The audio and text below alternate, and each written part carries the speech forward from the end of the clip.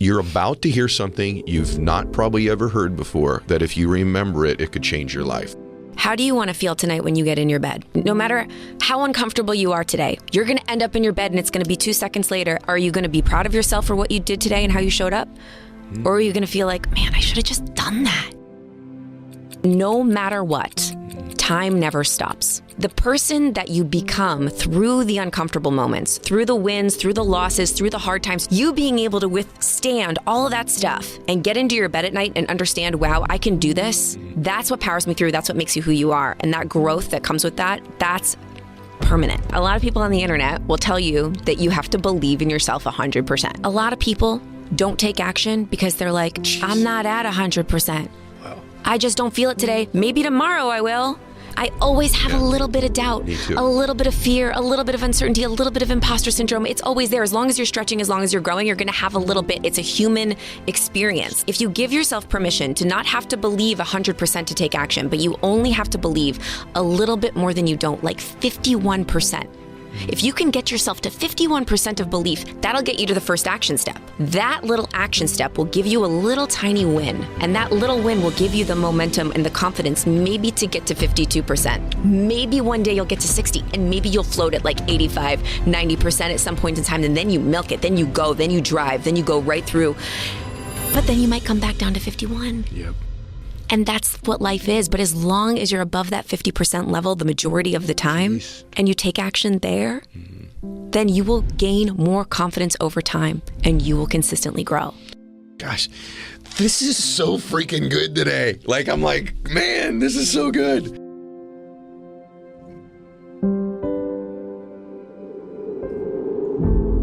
Hey, it's Ed Mylett. I just wanted to thank you for being here, and I would ask you to please subscribe to the show. If you just click the subscribe button here, I would really appreciate it. It helps the show grow so we can get even more successful guests on the program to help you. At the same time, if you're subscribed, you're going to get access to the programs before anybody else in the world gets access to them. So if you would, click subscribe right here. Thanks so much. All right, welcome back, everybody. Gosh, I got to tell you something. I wish we'd been recording our pre-show conversation here because it's been so good. And I kind of knew in having this woman on the show that today would be special, and I already have a sense that it's going to be based on our conversation before we started recording. I told her before we started, if she was a stock and I could buy her, I would be going all in because I just think she's remarkable. She's already done so much in such a young life, but she's on the rise. She's got something really great going in her life, and she really changes people's lives. Her content is outstanding. I watch it, I listen to it, and I got a chance to read her book, cover to cover. And last night, I finished reading it. Her new book is called Be Seen. Find your voice, build your brand, live your dream. We're going to have a remarkable conversation today with Jen Gottlieb. Jen, welcome to the show. Ed, I am so excited about this. I don't think you have any idea. No, I am as well. I got to tell you something. You know that, and by the way, you know, behind the scenes stuff, Jen and her dude, Chris, help a lot of other people be seen. And she's been very good to me and so many other people in the industry. I just think she's awesome. So let's get into it. Let's do it. Your content's so good. I'm going to ask you some random stuff first. Let's go. We're going to talk about building a brand, I guess, where we should begin because you're so good at that and you've done it. A lot of people, though, when you cover that topic, they go, I don't need a brand. Mm-hmm. I got, you know, I'm in this type of a business, or right now I'm a stay-at-home mom, or I'm an employee somewhere. Yep. What's the point of me having a brand? To which you would say what? You just said something really important. You said right now. Mm-hmm. I'm a stay-at-home mom right now. Mm-hmm. So it's really, really important to see where you want to be, who you want to be, where you want to go, and understand that vision that you have for yourself, or maybe even not knowing completely what that vision is, but knowing how you want to feel. Mm-hmm. And building a brand, I've seen today, right now, is the greatest investment that anybody can make, whether you're a stay-at-home mom or you're somebody building companies or you have a 9-to-5 job or you want to be an entrepreneur and you want to be like the next Ed Mylett. Mm-hmm. You need to build your brand because nowadays, what's the first thing that somebody does, whether it's an employer looking to hire you or it's somebody that you just met at the PTA or it's somebody that you are looking to have as a client, what's the first thing they're going to do when they meet you? Yep. They're going to go online and they're going to look you up and they're going to see, are they credible? Do they have influence? Do they have authority? Do they have some kind of presence online? The best thing that I like to think about when I think about branding is even in dating. Like imagine if you meet somebody on a dating app and then you go look them up on Instagram and they've got no presence online at all. Yeah. I would be freaked out. I don't know. I wouldn't go on a date with that person. I think you're 100% right. So No, you're right. And the other thing is, a brand is really, tell me if you agree. It's like your reputation. It's almost like a digital imprint as you as it's almost like a hologram of you as a human being. So what blows my mind, though, is all the people in businesses that absolutely should be investing in it that don't. Like realtors that approach me to do deals. I'm like, you haven't posted anything in 8 weeks on your deal. Like, what are you doing? Like, get in the real world. And even go to what you use, the stay-at-home mom example. You know, someday you may want your kid to switch to a particular private school. Mm-hmm. And when they go to that school's going to vet you and your family, and there's nothing to vet on you. Or at one point, you're going to want them to go to college, and there's an advantage to you having a brand for your child. There's all these reasons, and it blows my mind that people are still living in like 1993 and don't realize like this is a reflection of you as a person. And to your point, when I meet people that don't have a public persona and don't have any type of credibility online, I don't do business with them anymore. Like they're just out. You're totally right about that. Even a doctor. If I'm looking to, I was just looking for a doctor the other day, like a dermatologist. I'm like, okay, well, I got recommended to this one, and this one. I'm going to look up all three and I'm going to see, honestly, if this is just like a reaction. I'm not even consciously doing this. Yeah. Whose social media following do I like better? Who has better content online? Whose vibe do I like better? It's almost like your online resume. And I know a lot of people are like, oh, but I don't want to play that game. Mm-hmm. A lot of people said when Facebook first came out or when the internet first came out, I don't want to play that game. But now everybody's on it. And it's kind of just the thing you have to do. What about that, though? Like, I feel this way a little bit with Instagram. Like, people are like, man, I put all my work into one platform and now that platform's dying. So let's be a little granular with branding, too. Mm-hmm. Would you say someone should focus in on a platform, all platforms? Should they have they go, I'm a blogger, I'm not a video person. Or what would your recommendation be for someone to create a brand that does reflect them? Well, we want to make sure that you know what the goal is first. So there's a lot of nuance here because there's a lot of different types of people listening to this podcast. Mm-hmm. So if your goal is to build a brand like Ed Mylett, right, like you, and you want to have a podcast and you want to be an influencer and you want to impact a ton of people, then I would highly recommend that you need to start creating content for all of the different platforms. And more importantly, getting those people that follow you on the platforms onto your email list so then you can then own those connections because we don't know what's going to happen to Instagram, to TikTok, to Facebook. We're renting that real estate, right? We're renting it. We own our email list. We own our text list. We also own like your podcast, basically. Like that's yours, right? And that's the way that you connect with people. We don't know, one day Instagram could go away. So you want to make sure that you are connecting with your community in other ways. But at the same time, of course, you want to be on all platforms so everybody can see you. Okay. Everybody, what she just said is gold. And first, two things I want to say. Number one, I sit across from a lot of people. I know when their energy is like big time influential energy, you have it. Like the way you talk, the way you come across, the thing you feel when you're speaking, you have it. It is like 5% of the people that sit across from me. So you have that. That's number one. I just want you to know that. Right away you have it. Two, she's completely right with what she just said about your email list and your text list. Dum right here, who you listen to every single week, me. I spent all my time like gaining traction, getting followers, getting subscribers, doing all these other things. And guess who owns that relationship? Not me. Mm-hmm. And my peers were out building email lists, real data that they owned, real connections, real text list. Dumb Eddie Mylett started doing that about 2 years ago.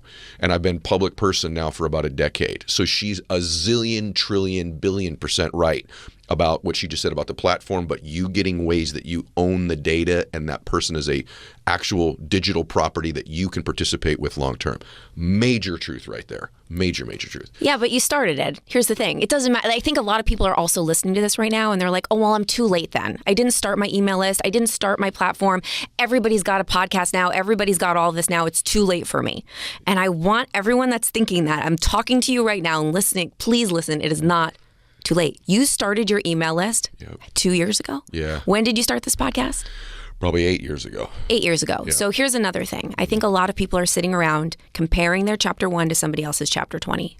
Comparing their first step, their beginner step, their very first episode of their podcast, or their very first post on Instagram, their very first Instagram live, or their very first YouTube video to somebody who they admire like you, who's been doing it forever, but people don't see all the years that you put in, all the mess ups, all the bad episodes, right? True. All of the ones where you're like, man, I shouldn't have done that. Like for me, there was so much leading up to that. And I've spent a lot of time thinking like, oh, I shouldn't start because this person has already done it. Yeah. Right? And my therapist actually said to me the other day, because I've got this new book coming out, first book ever, never written a book. It'd be huge. And I'm having imposter syndrome, all the things I talk about in the book. Yep. This is so ironic, Ed. Yeah. I'm literally reading my own book and I'm like learning my own steps in the book because I'm having all the symptoms of fear because I'm being seen on a whole new level than I've ever been seen before, right? And I'm doing this and I'm like, man, I'm talking to my therapist. I'm like, I'm putting this book out. I'm so scared. Like, is anyone going to like it? Is anyone going to buy it? She's like, Jen, have you ever written a book before?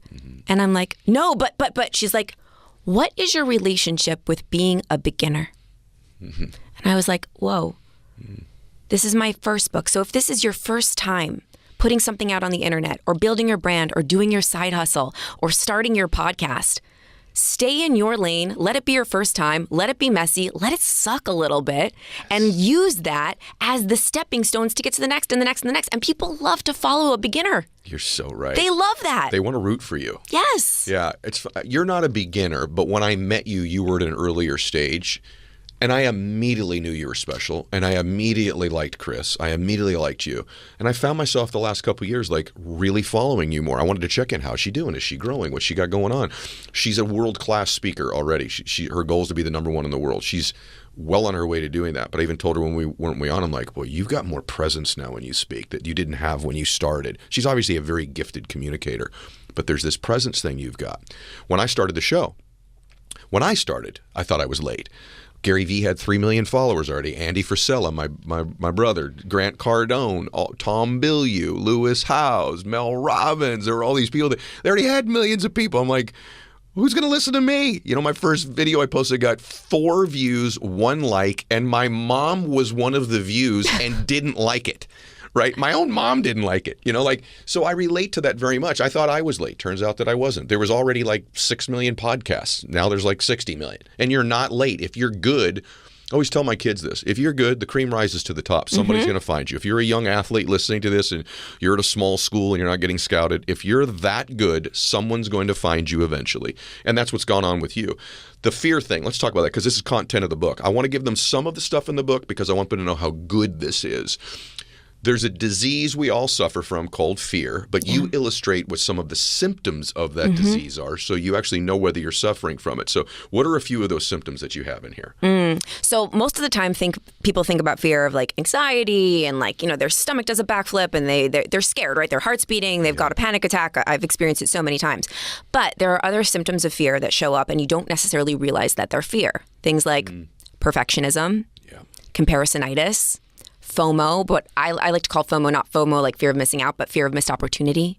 Yeah. So you know when you're scrolling, we just talked about this. You're scrolling social and you're like, oh man, like that person's getting all the likes and the follows and they're growing their business or they were featured in the media and you're like, oh, that should be me.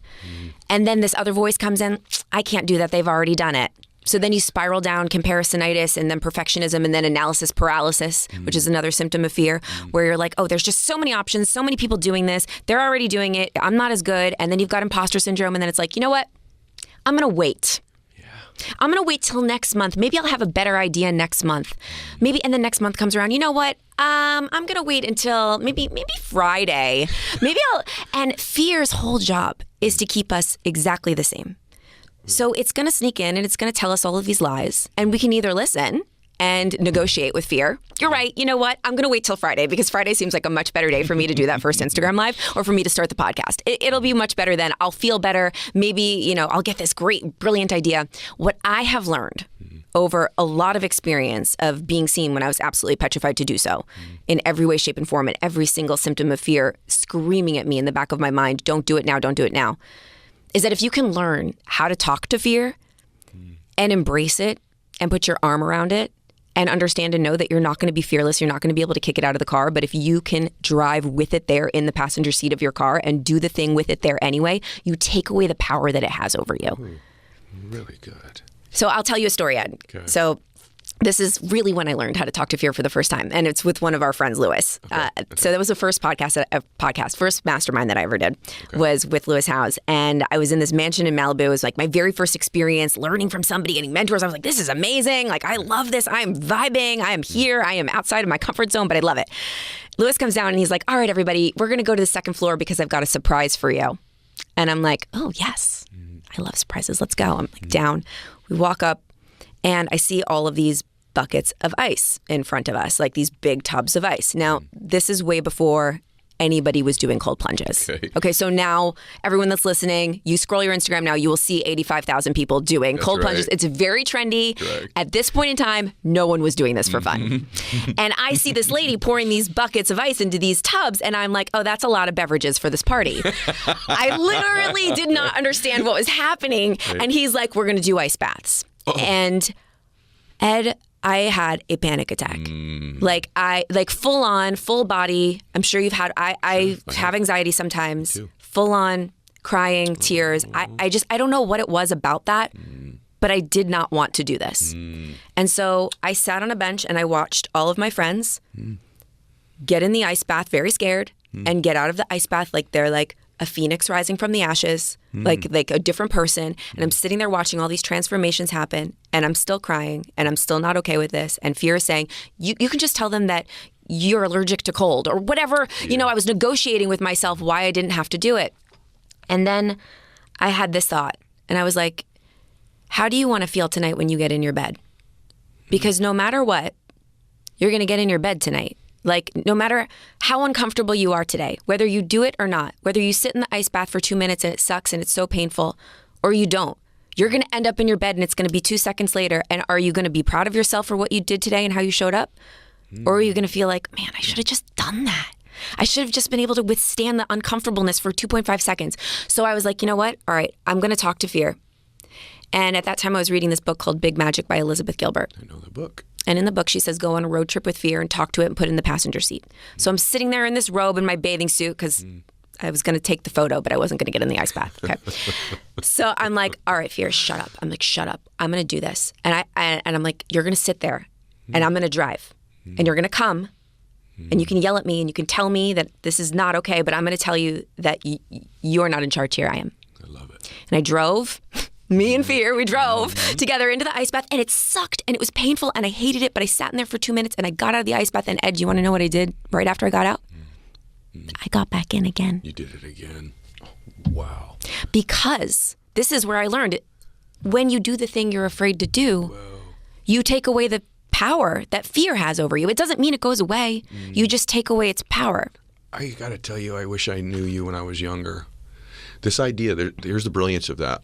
I want to say something. I want to acknowledge when something's unbelievably, like I got goosebumps right there. Look at on my hairless arms. I got goosebumps. When you actually put fear with you in the passenger seat, you actually separate you from it, and you actually begin to understand that is not you, that it's an outside influence, and you begin to separate yourself from it. I'm going to say something I've never said out loud before right now, since you were that vulnerable. When I was really young, Tony Robbins saw me speak. And he actually said to me that day, he goes, I think you may be the greatest speaker I've ever seen.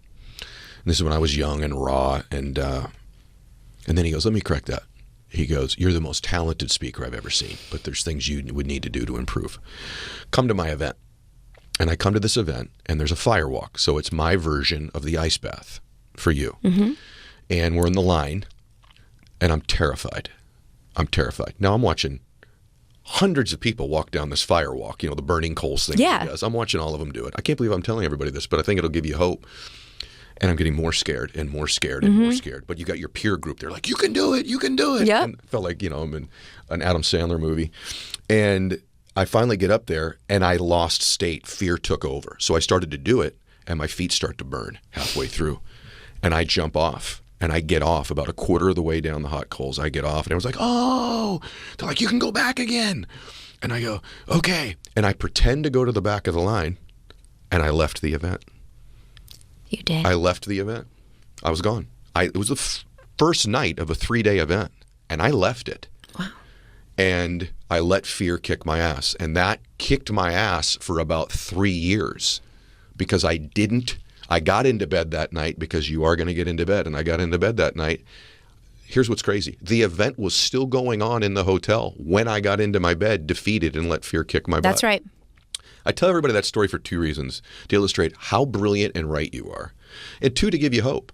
If maybe one of the top people in the world in personal development at one point couldn't walk down Tony Robbins' firewalk and left the event, and now I'm doing what I do with you now today, you ought to have hope if you've had some of these events in your life where fear beat you, that it doesn't define you long term. That I ended up being, arguably the Tony Robbins of this generation, or one of them, and I couldn't even do his 50-foot firewalk, and I left his event. That ought to give all of you hope. And then she's given you the strategy. Jen just gave you the strategy. You had a piece of content, I think it was this week, that's brilliant. I want to ask you, because I think this is a fair question. How do you distinguish between when something is fear and your intuition talking to you saying you should not do this? So how do you know it's not intuition instead of fear? This is a tough one because fear is really sneaky, and it's a really, really, really good liar. And it'll come in and it'll convince you like, oh, no, this is your intuition. You really shouldn't do this. What has helped me, and this has helped me every single time, I heard this from somebody, and I don't even remember who it was. I wish I could quote them. I don't remember who told me this. But I was really battling through, is this in my intuition? Is this like my gut telling me that I should do this thing, or I shouldn't do this thing, or is this fear? And the question is that I ask myself now is, whose voice is that? Whose voice is telling you that you should or shouldn't do it? Is it your voice, or is it your parents' voice? Is it your husband's voice, or your wife's voice, or your friend's voice, or the random people on the internet's voice that you don't even know who they are? A lot of the times it's that for people, what they will think, and we don't even know who they are, right? It's like, what will they think? Or it's Susie from college, right? Or, my cousin from ages ago, that they're going to think of me on the internet. And we care so much about that. And it's a normal human experience to care what other people think. We want to be liked. We want to be approved of. We want people to say good job. We do, and that's okay. And if you're sitting here listening like, oh, that's a bad thing, I don't want to care what people think, we're going to. Yep, I do. Yeah, we all do. But here's the thing. We don't want to wake up. I love how you think about death often. I don't want to wake up on my deathbed one day, my 100th birthday, and say, oh, I let all the random people on the internet or people that I didn't care about dictate my actions. And I let the fear of what they would think of me override my gut intuition of what I knew I was meant to do on this planet. And so I ask myself, is it my voice, or is it the voice of somebody else? So good. And when I hear my own voice in there, you know your voice. But when I hear like, oh, that's my husband Chris's voice, and even though I love Chris and I care so much what he thinks, and this is for everybody with a partner out there, like I've done it before where I have made lots of decisions based on somebody that I was in a relationship with and what they would think of me. But now I know better, and I'm like, that's Chris's voice. Chris, that was your voice telling me that I shouldn't, but my voice, who I will be proud of myself at the end of this night when I get in my bed and I look up at the ceiling. I'm like, did I squeeze all the juice out of the lemon today? Did I do it all? Did I lay it out all on the field, or did I phone it in today? As long as I listen to my voice and I stay true to who I am, I'm always okay with myself at the end of the night. So good, Jen. I love this idea of we're going to get into the bed at the end of the day. So I have time on my wrist. Yeah. So I tattooed this on my wrist, not because I wanted a tattoo. It's my only tat. And it's actually fading off, which is crazy. I don't even know how that happens. But I tattooed this on my wrist to remind me that no matter what, time never stops. Gosh. Discomfort is only temporary all the time. No matter what, we're both going to end up tonight in our bed. This interview is going to be done. No matter what, no matter if it was amazing or if it was bad or if it was scary or if we were uncomfortable, no matter what happens today, this too shall pass. You will end up in your bed. But the person that you become through the uncomfortable moments, through the wins, through the losses, through the hard times, through the ice baths, through the firewalks, through all the stuff, the hard conversations you have to have, or maybe, oh my God, the face plant that you made in front of all of those people, no matter what, you being able to withstand all of that stuff and get into your bed at night and understand, wow, I can do this. No matter what, I'm going to end up here. That's what powers me through. That's what makes you who you are. And that growth that comes with that, that's permanent. Okay, if you're driving your car right now, just check the miles per hour because you're going too fast. I can just tell you. You get that fired up listening to somebody, so just slow down a little bit so that you don't run off the road. That's so good. You're such wisdom for such a young woman. It's like I wish I had it when I was your age, because it's profound what you're saying. There's all kinds of things in your work I've never heard before. And one of them is this notion about confidence. Most people that struggle have a higher threshold of how much they think they need to know before they get started, or how confident they think they need to feel. And I read your stuff and I'm like, I think I'm going to adjust a little bit about what I say. That's how good it was. Because you make this case for the 51% rule in there. It's what I'm calling. Is that what it's called? The rule? But I remember 51%. The rule of 51%. Like, you're about to hear something you've not probably ever heard before, that if you remember it, it could change your life. I think this is this important, what you say in this part of the book. So let's give them that about confidence. Yeah. So a lot of people on the internet will tell you that you have to believe in yourself 100%. Yep. You have to believe 100%. You have to go for it 100%. You can't have any doubt. A lot of people don't take action because they're like, I'm not at 100%. Wow. I just don't feel it today. Maybe tomorrow I will. And they never really get to that point. I don't know about you, Ed, but I don't think I'm really ever at 100%. I'm not even now. I always have a little bit of doubt, a little bit of fear, a little bit of uncertainty, a little bit of imposter syndrome. It's always there. As long as you're stretching, as long as you're growing, you're going to have a little bit. It's a human experience. Totally true. So if you give yourself permission to not have to believe 100% to take action, but you only have to believe a little bit more than you don't, like 51%. If you can get yourself to 51% of belief, that'll get you to the first action step. Just a little. Okay, I don't believe fully, but I believe a little. I'm going to go take one little action step in the direction. That little action step will give you a little tiny win. And that little win will give you the momentum and the confidence maybe to get to 52%. Maybe one day you'll get to 60 and maybe you'll float at like 85, 90% at some point in time. And then you milk it. Then you go. Then you drive. Then you go right through. But then you might come back down to 51. Yep. And that's what life is. But as long as you're above that 50% level the majority of the time, so good. And you take action there, then you will gain more confidence over time and you will consistently grow. It's so good that it's made me rethink how I phrase things, because I'm just not being honest that I tell people that they need to be 100% confident, because I'm not. I've not walked on any stage ever in one of my speeches 100% confident. I never went to the plate batting in baseball 100% confident. But I've walked up there a lot of times 59, 64, 73, 51.2. Yep. And then the experience took me to 58.6. And what I learned from it took me to 62.5.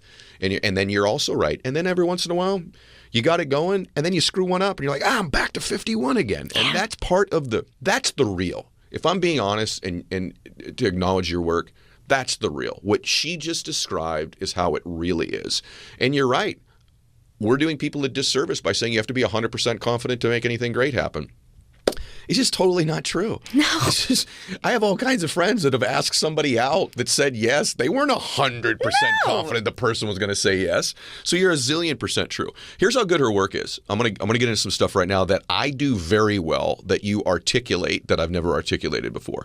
So one of the things you talk about in How to Be Seen is this notion, I don't want to finish it, but I think everybody thinks when they walk in a room or they're doing anything in life that they have to be the most interesting person in the room or extremely interesting. I actually don't think I am, to be honest with you. Like if you were with me in my social life, my friends are way more funny and interesting than me. I kind of am, because I'm so introverted, I let them like entertain and get all the shine, and I'm just kind of there. But I do the thing you say is most important really well, which is not to be the most interesting, but to be what? The most interested. Oh. You're masterful at this. Thank you.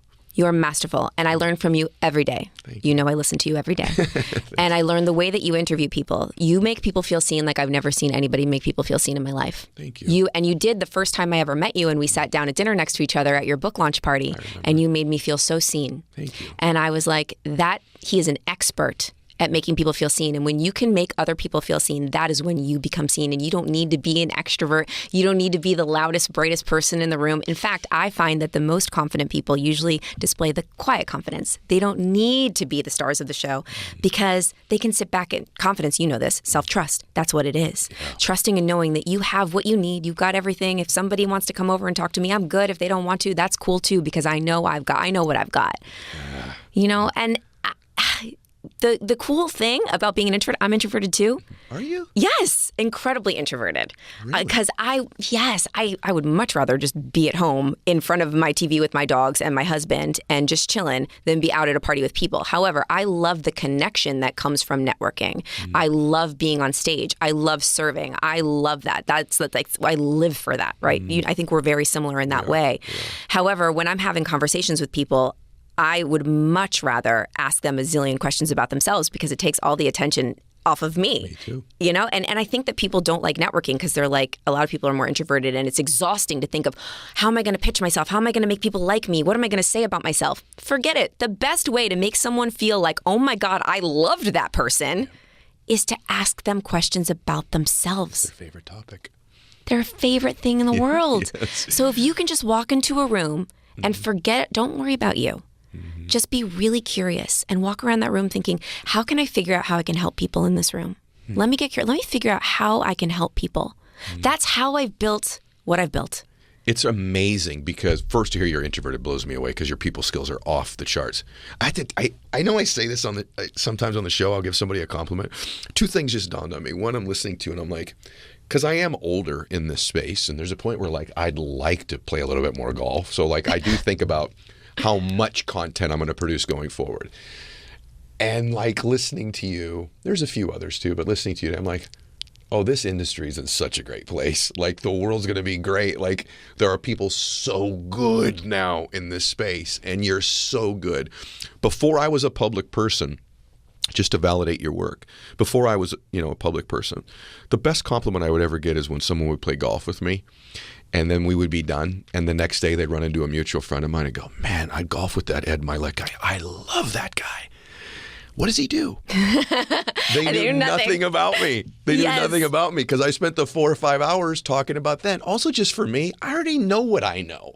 And I already know about me. And I don't think I'm that incredible. So I would really rather learn from you or experience you than talk about myself. Now, part of that is just like it's kind of my nature, but it's really served me. She's giving you gold. You don't have to walk in a room and be the most interesting.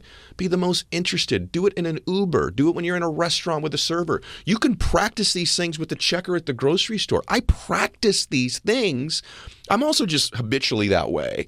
But there's places to do this stuff. I remember, saying before I would get good at a party, I'd be like, I will try this at the grocery store. Yes. And I would practice in these different places. So it's awesome work. Here's what's crazy about you. I knew a little bit of this, I wasn't sure. How do you know that you're in a dream right now? Like you're building your dream that no longer is or really never was. So what most people don't know about you is, which I knew a little of it, but I didn't know the extent that it wasn't your jam. She's been on TV forever. Like, I don't know, was it 14 years? What was it? It was 5 years. It was about like 14 years. seasons. You're too young if I do the math on that. 5 years. It's the metal show. Yeah. Right? And I remember this. And then like I'm reading your stuff. You're like, I don't even like the music. That just blows my mind. No. So tell them about like, I guess the beauty of finally living authentically your dream and what you want to do compared to a time. Because there are people right now that are having productive lives. I won't call it success, but they're producing and growing, climbing up a ladder they don't even really want to get to the top of. And that was you. Yeah, completely. How? I grew up wanting to be an actress.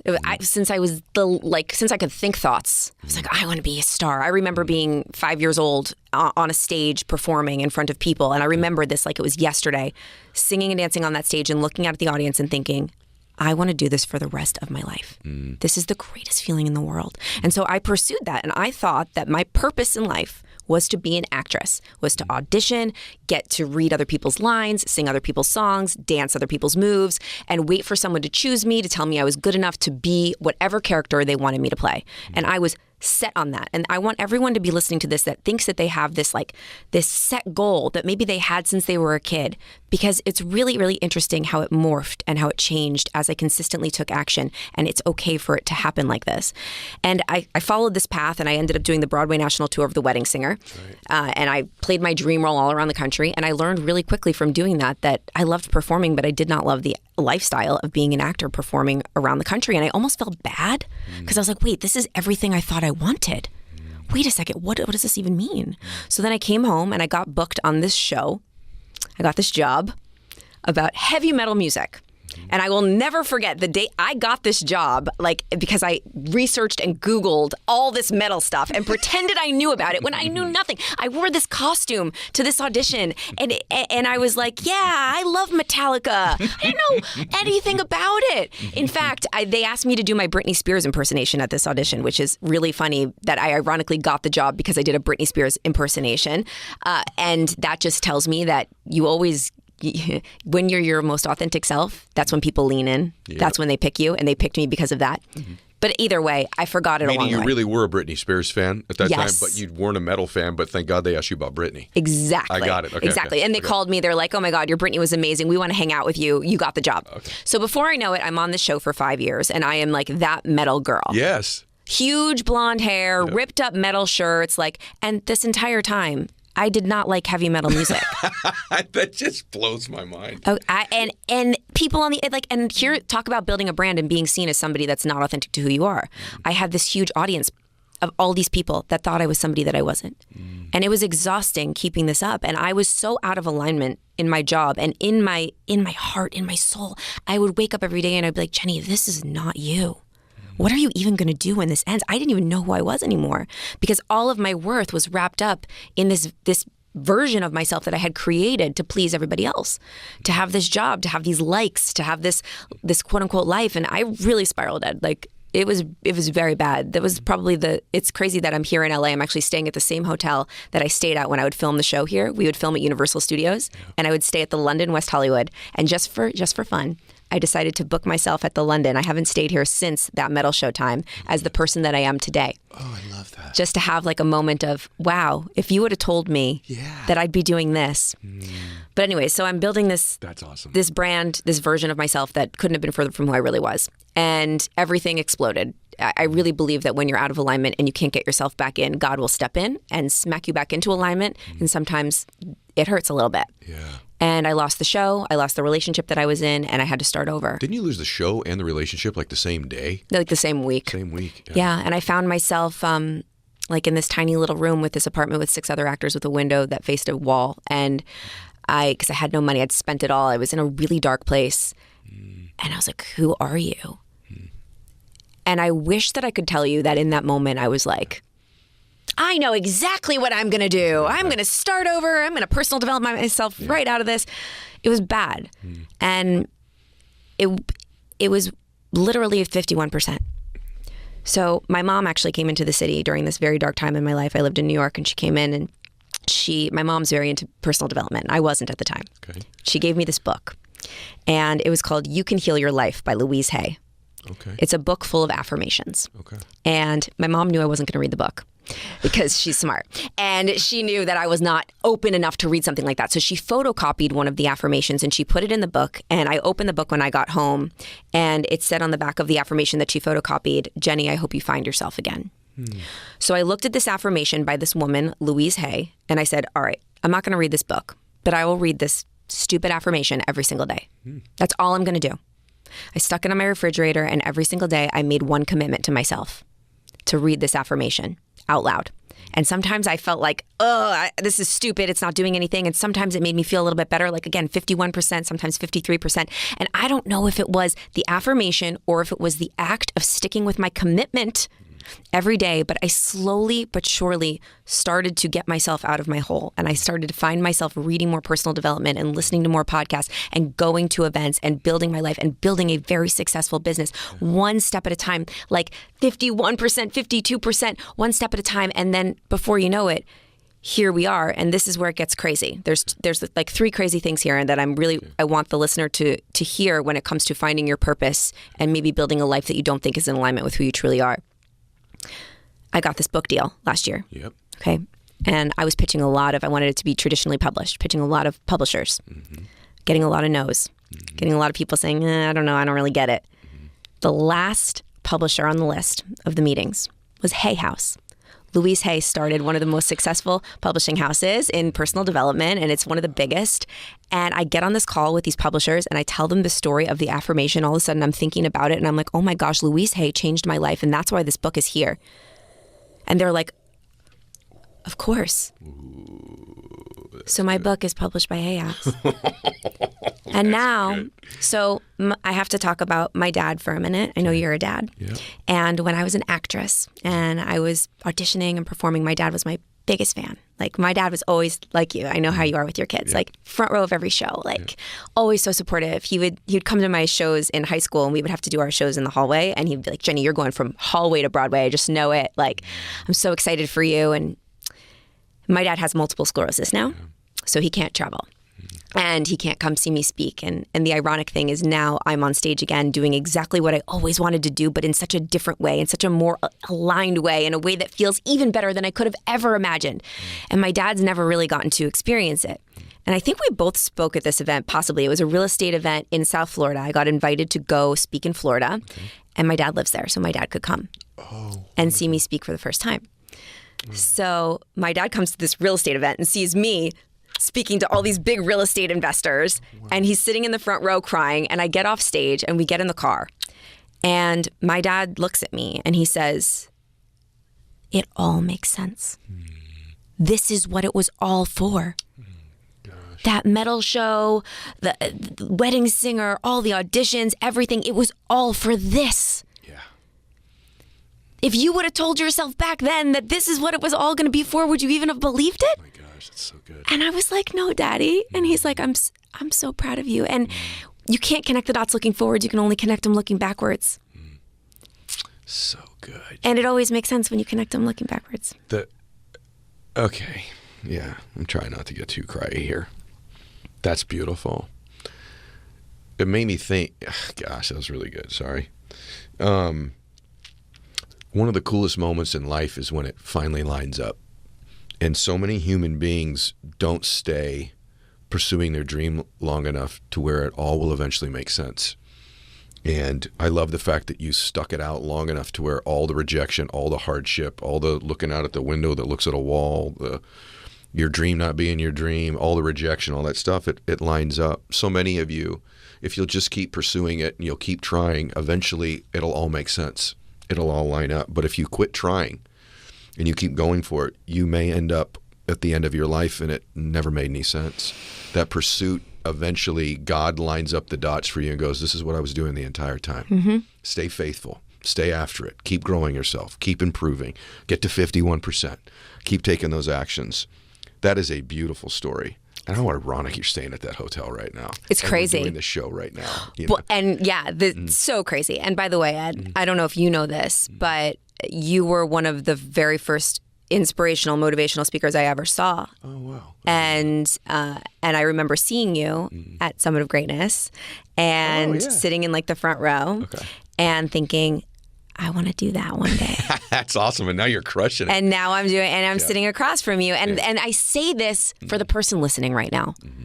Because if you feel like you're so far away from your dream, or like we said in the beginning, like you're too late, you haven't started yet, everyone's already done it, it's already been done. If it is for you, like and you don't stop, and you keep going no matter what, doesn't have to be a massive step, doesn't have to be a leap, but it can be a baby step every single day, and you don't give up and you keep going, you will get to where you want to be, and you will have those moments where you look backwards and you're like, oh my gosh, I'm so glad I started. The most important thing is to start. Gosh, this is so freaking good today. Like, I'm like, man, this is so good. We're going to go longer. Sorry. Okay. We're going to go a little bit longer. I mean, you're making me really reflect and think about some things. And I'm just going to tell you guys, as a dude a little further down the road, I can just confirm she's right. I can just confirm for you she's right. And you do a lot of work, though, you talk a lot about the subconscious, more than I realized. And I do too. Like what you just said a minute ago. I don't know if it was reading the affirmation or was that I kept this promise to myself. Probably a combination of both. But I do believe there's a lot to keeping these promises we make to ourselves that start to move us from 51 to 53 to 58, etc.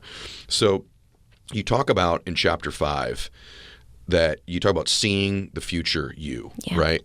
And you actually have some steps to manifesting. That manifest word sort of become this cliche thing. Almost some people are like, okay, we're going to manifest something, phooey. But that's not really how you approach it. It's actually rather scientific the way that you do it. So let's talk a little about manifesting and seeing the future you. Yeah. I don't even really use the word manifest in the book. I use the word create. You don't. You do some in your content, but in the book you do. You use the word create, and I think it's develop or something like that in the book. It's the creation process. Because when I look back at all the things that I've created in my life, it really has been not just because I sat around and visualized it. The visualization, it's an amazing tool. I believe in it fully because I believe in the power of the subconscious mind. And I've done a lot of research on this because I like to back things up with science. I'm like, mixing Jenna Kutcher, our friend, says mixing the woo with the work. I like to mix them together. And I believe that when you can reprogram the subconscious mind to make believe that this memory happened, the subconscious doesn't know the difference between a real memory and a fake one. So if you can actually feel the feelings that you want to feel in this moment, because we can all close our eyes and envision ourselves somewhere and feel the actual physical feelings that we would have if we experience that thing. If we practice enough, the subconscious will start to actually think that that thing happened to you. And then subconsciously, you're actually seeing the opportunities way more. They're like noticeable. And then the fear towards getting that thing is a lot less. And it's like, duh, I'm just going to take action to do that thing. And that's how we create. And that's why there's a whole section in the book about the law of action. Because without action, nothing happens. People are like, I've been manifesting forever and visualizing forever, but I haven't gotten the thing. I'm like, what have you done to get the thing? And in the book, I talk about the story of how I created the role in The Wedding Singer. Yeah. And Will you tell them a little bit? Yeah, of course. It's my favorite story in the world. It's actually, story. In my entrepreneurial journey, it's the biggest lesson I've ever learned was in this. I moved to New York City when I was 20. I dropped out of college and I was like, I need to go and pursue my dream. And I went to this conservatory program called AMDA. Jason Derulo went there. I know you just interviewed him. Yeah. We both went there. And when I was there, one of the shows that I went to go see with my friends, we would see a bunch of shows, was The Wedding Singer. And I remember sitting in the back of the theater with my good friend Pat, and all of a sudden, like 15 minutes into the show, this character takes the stage. And she was it was Linda, the ex-fiance. Yeah. And she's in this like Madonna like a virgin costume, and there's a smoke machine, and she's strutting onto the stage, and everyone's laughing. It's this comedic character. And all of a sudden, like God came down and was like, this is your role. I start crying. I'm looking at, he's like, what is wrong with you? I'm like, oh my God, I'm going to play this part one day. Wow. I just knew. I never really resonated with like the good girl parts. I always wanted to be like the spicy girl. And I was like, this is it. This is the role. So at that time, my mom, good old mom, had given me another personal development book. And that was the book, The Secret, which was very popular back in the day about the law of attraction. And I wasn't into it. Of course, I was like, whatever, Mom. Like, okay, you can visualize things and they magically happen. Okay. And I put it aside. And I remember watching TV and I saw Oprah on TV talking about how she, quote unquote, manifested her role in The Color Purple by using the law of attraction. And I was like, oh, maybe if Oprah can do it, maybe I can do it with Linda. So I like secretly did this experiment.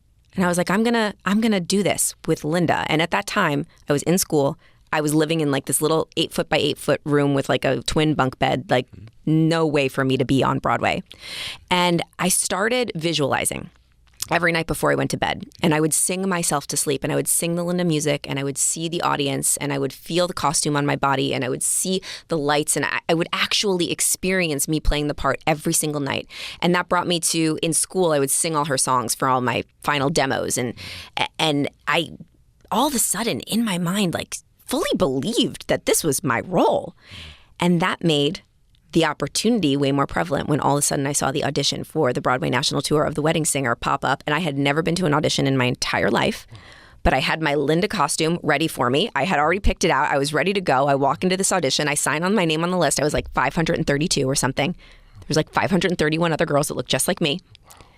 And I made it to the final 2 at that audition. It was me and this other girl talk about all the symptoms of fear, FOMO, comparison. Like it was like we were battling it out. Like it was, but the belief that I had created from all the visualizing was driving me. I didn't get the part, but I wasn't upset because my immediate reaction, and this is a really important lesson for me in rejection, because I had believed so fully in my heart that this was for me and I had done all of the work, I was like, oh, I just have to get really creative on how to make this happen in a different way. So I started to take action in a different way.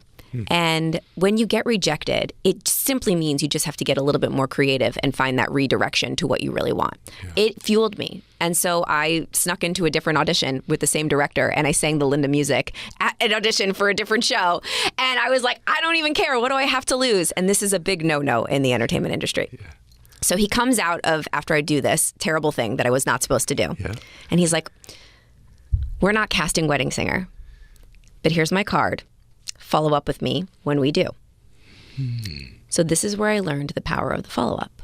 And you know how good of a follow-upper I am because I followed up with you a zillion times. That's true. I followed up with this man for, I think, 6 months. I had nothing to say to him. I would just email him every week. Like, oh, here's a picture of my dog. Oh, I'm practicing my Linda music. Here's a picture of me. Yep. You know, how are you? Just follow up, keeping myself top of mind.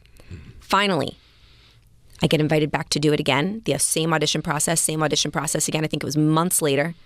I get an email in my inbox telling me, congratulations. Jeez. We're welcoming you to the Broadway National Tour of the Wedding Singer. Jeez. Linda, understudy. So close. I still didn't get it, Ed. I still didn't get it. But in my mind, I'm like, okay, talk about FOMO. I had to go to the rehearsals and I had to watch this other girl play my part. And I actually wore a fat suit in the show. That was my role. I was in the ensemble and I was that was my character. And I had to wait in the wings and I had to watch this girl. But I don't know who said this quote. Maybe you do. But luck is what happens when preparation meets the moment of opportunity. Yep. So I decided that instead of feeling jealousy and comparison with this girl, I was going to be unbelievably grateful that she was showing me exactly why I didn't get the part and she did. And study her and learn from her and watch her every move and ask her why she did it that way and really perfect it by studying her and using her as my mentor because clearly I didn't get it for a reason. And then finally, when I got my moment, bam, the director called me and he said, we want to make you Linda on the big tour. But Ed, when I played the part so freaking awesome on the stage for the first time with the same exact visual of that audience and the lights, the costume was the same costume that the woman on Broadway wore. It was on my body.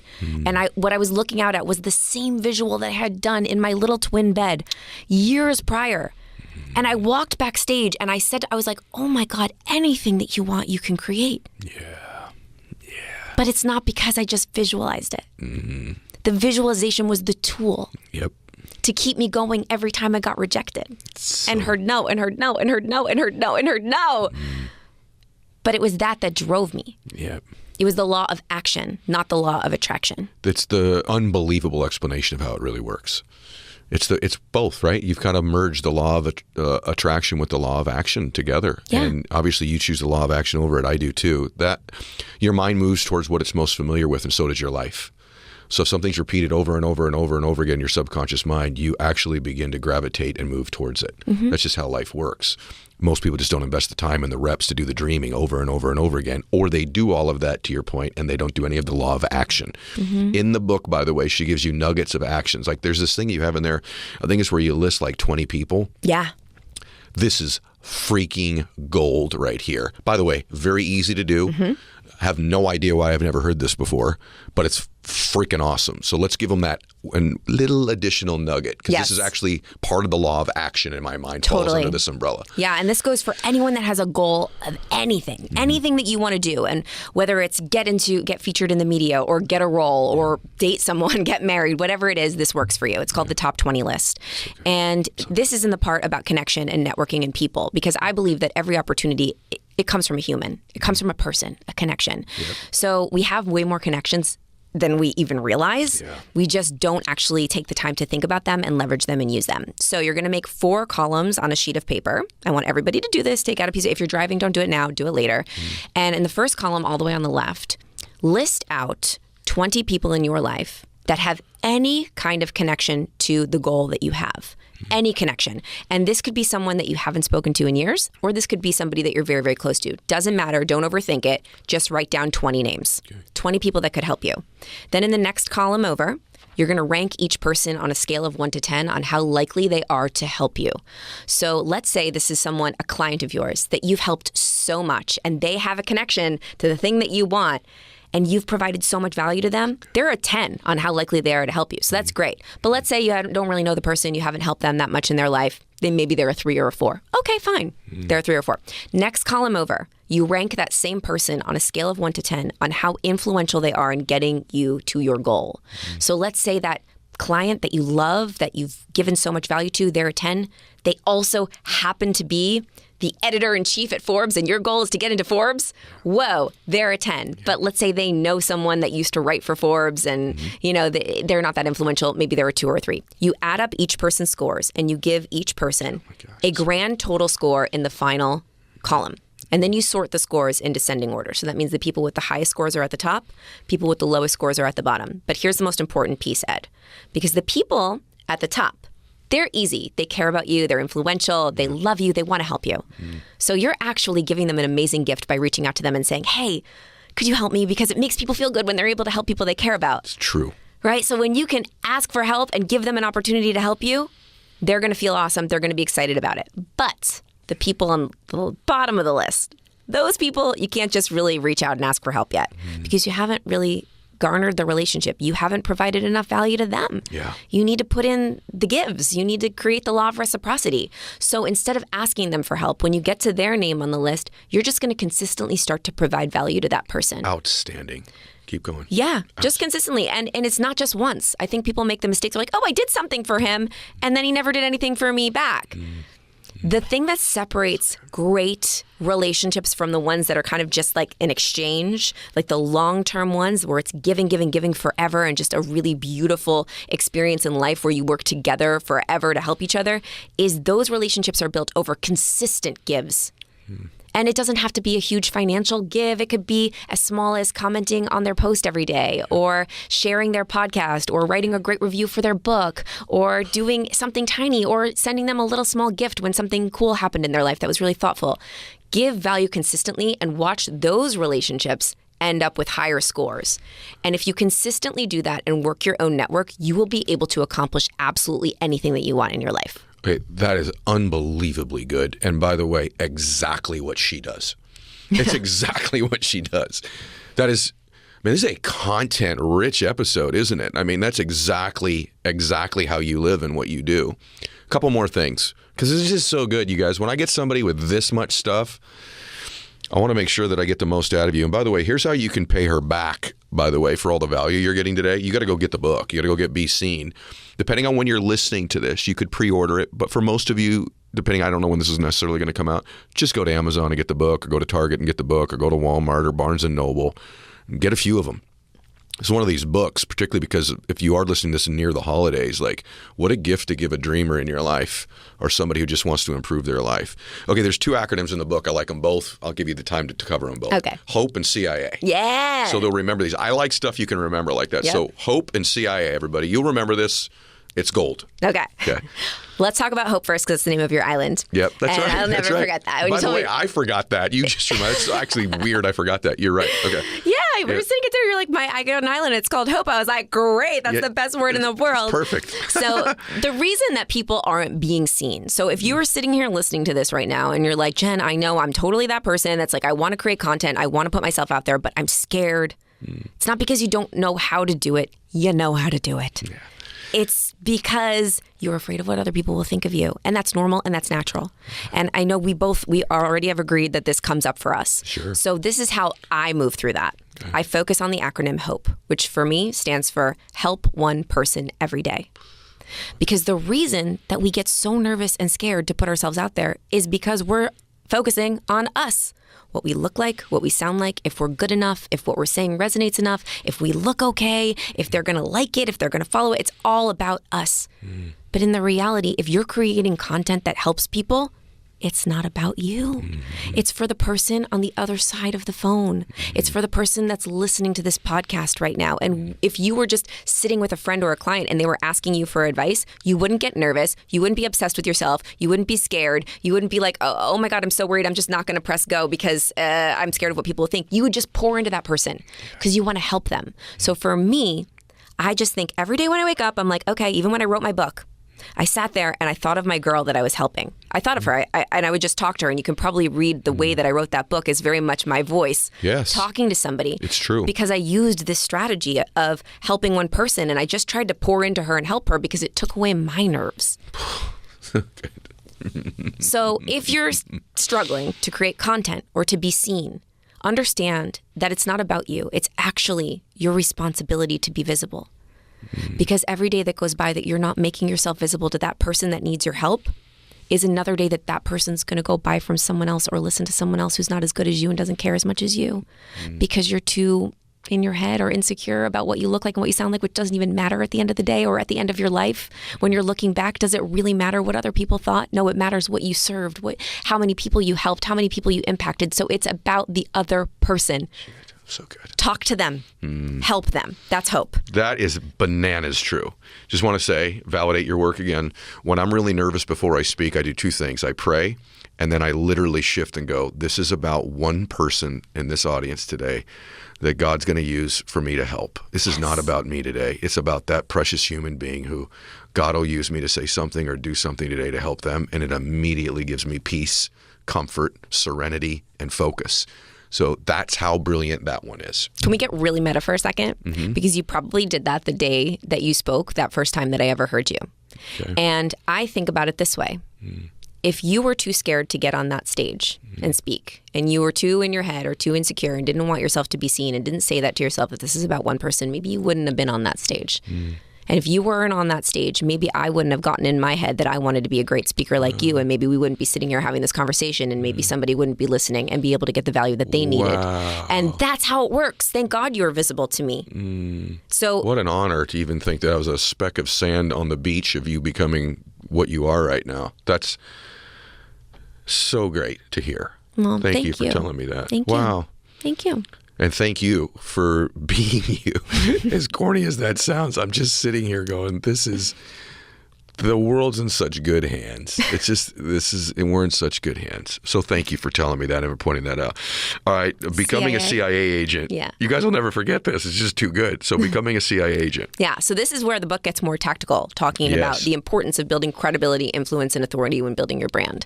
When you have those three letters, CIA, when you can be a CIA agent, people will follow you forever. True. We don't just want like people that are going to like our stuff. We want people that are going to be in our community, in our world. Like whatever we decide to do. And that's another amazing thing about building a brand. Let's say you sell your company and you want to start over. You have all these people that are following you and love you for exactly who you are, and they're going to do whatever you want them to do later. That's right. Buy whatever, follow you, whatever. You could raise money very much easier that way when you already have your brand. So credibility, what is that? It's trust. There's a lot of people on the internet nowadays, and any Joe Schmo can get on the internet and say that they're an expert in something. So people are getting very weary of that, which is great. So they need a little bit more credibility and trust in order to follow. And we were talking about this at the beginning of the episode. The first thing that somebody's going to do when they hear about you or they're referred to you is they're going to check you out to see if you have credibility. Were you featured on any top podcasts? Were you featured in the media? Do you know anybody that I know that I trust? Right? Credibility is borrowed trust. So you want to start to build that up in your business however you can. And if you're just starting out, that's okay. You don't need to get a massive, huge media spot or a huge podcast. You can start building credibility in other ways by showcasing all the people that you help, your testimonials, your case studies. A lot of different types of things can build credibility. So credibility is so important. That moves into the I, which is influence. Influence is a really powerful tool because if you're doing something that's good that can help people and you can influence them to take action because of leading by example, and because you have been featured on other people's stages, whether that is a podcast or a physical stage or their platform or whatever it is, then you can influence people to do good too. Yeah. It's so, so, so important. And influence is very difficult to build on your own, as you know, but like just to hack the algorithm and try to post the greatest content for people to pay attention to. So I always tell people, if you're wanting to build influence, do it by leveraging OPA, another acronym, other people's audiences. Yeah. Don't do it alone. Like right now, we're doing it together. That's right. We're collaborating. Collaborate with more people, and that's the fastest way to build your brand, not just trying to do it by yourself. That's why I'm such a proponent of going to events and meeting people using the top 20 list. That's how you're going to build. Last but not least, authority. Important. And the analogy that I like to use for this is, you know, if you meet like an undercover agent in real life, let's say you don't know that they're an undercover agent, and they come up to you and they say, Ed, you need to sit down right now. You'd be like, I'm not going to sit down. Like, who are you to tell me to sit down? But if they flash their badge, they suddenly have the authority to tell you to sit down. Ooh. Right? And the only thing that changed was flashing their badge, their little credibility marker. And then you're like, oh, wow, okay, yeah, I'm going to sit down. You're legit. So in order to create authority, you need to be flashing your badge all the time. And I know a lot of people that say to me, Jen, I don't want to be braggy. I don't want to show off my wins. It's your responsibility to showcase your credibility and your influence and to really amplify all the cool stuff that you're doing so that you can create more authority so that people will pay attention. Oh my gosh.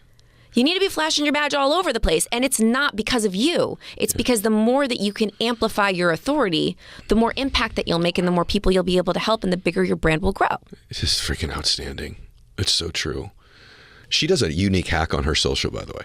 So this idea of collaborating, like we're actually live collaborating right now, so this is actually authentic. But the other thing she does, I'm going to give away something you do, but it's brilliant. She actually uses the credibility of someone she's not even with that she may not even know in her content. So she'll show a clip from Kim Kardashian that validates a point she's making. And so it'll go, Jen, Kim, Jen. She's got one out right now with Tom Hanks in it.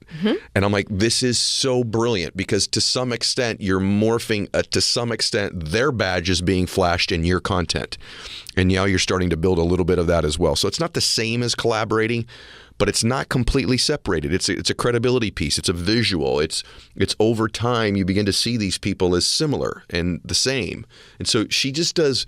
I'd follow her content too, you guys. I'd go to Instagram and follow Jen because she's also relentless about doing it too. She's repetitious. She does the things she's teaching in the book. So I want to ask you one last question. Yes. First off, I want to say again, everybody go get Be Seen. Period. Just go get it. This has been so good. You have this thing that you did, and it blew my mind, and it's just something that you talked about recently, about you wrote a letter to Chris before you met him, and there's a lesson in this about being prepared and being ready. Yeah. And it's beautiful, actually. Rob Dyrdek did my show, and he's become one of my dearest friends, and we're business partners. And what he said on the show that took me aback, a lot of things Rob says is brilliant. He's been on a couple times, actually. But when I first interviewed him, he was talking about when he was single and a knucklehead and, dating a bunch of girls, and then he kept meeting the wrong girl. And he's like, and he goes, the reason I kept meeting the wrong girl, I'm paraphrasing, was I was just the wrong guy. And he goes, and then I stopped trying to find her, and I wanted to become the husband she was worthy of. And then I was pretty sure she'd show up. Yeah. And she did.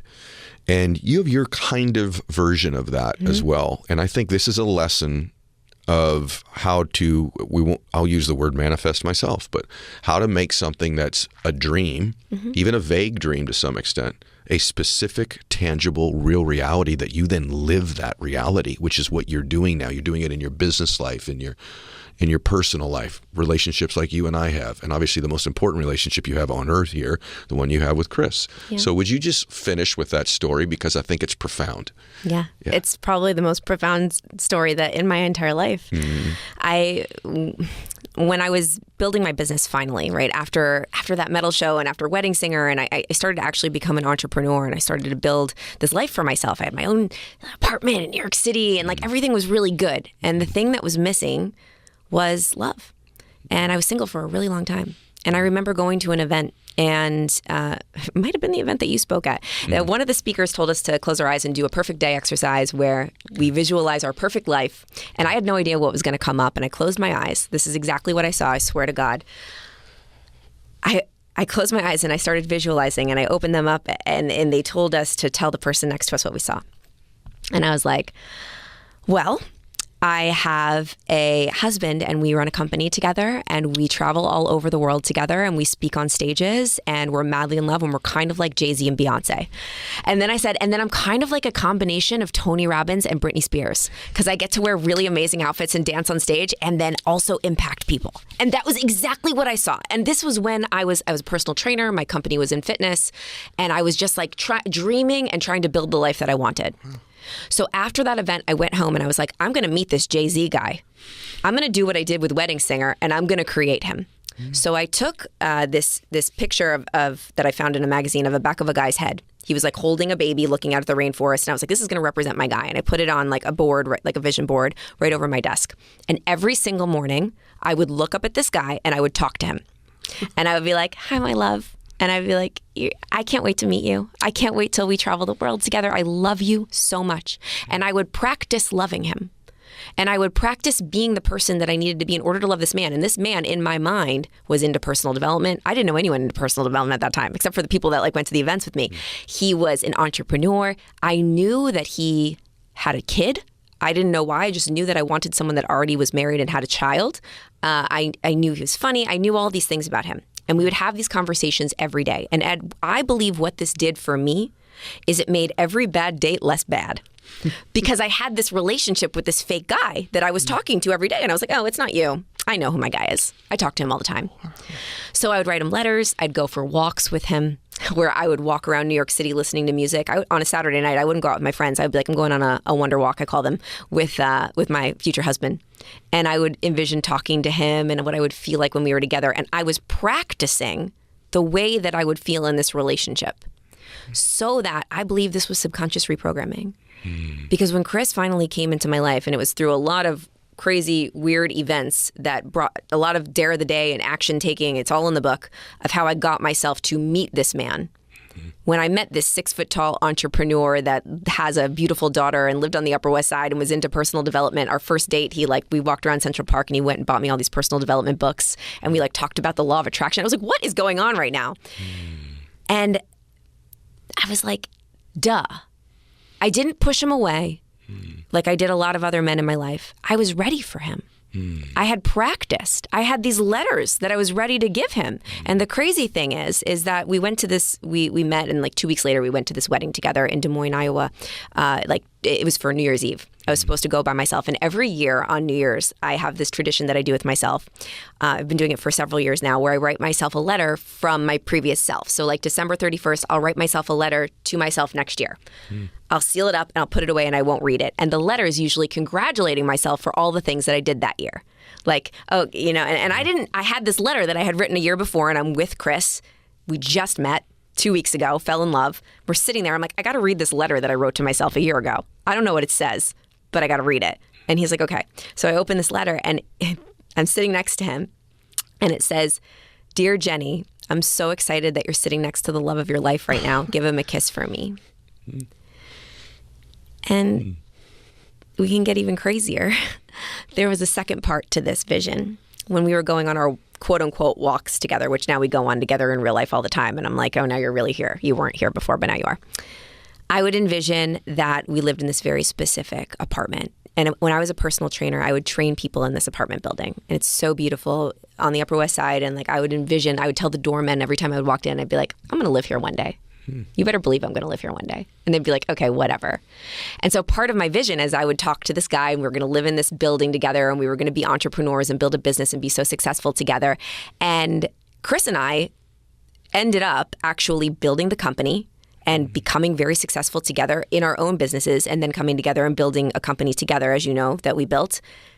And we moved into that apartment building.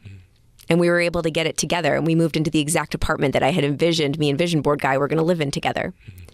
And there was this moment when we first moved in, when Chris was standing at the window and he was like, there's no furniture in the apartment yet. We just moved in. He's holding my dog, Dexter, and looking out at New York City.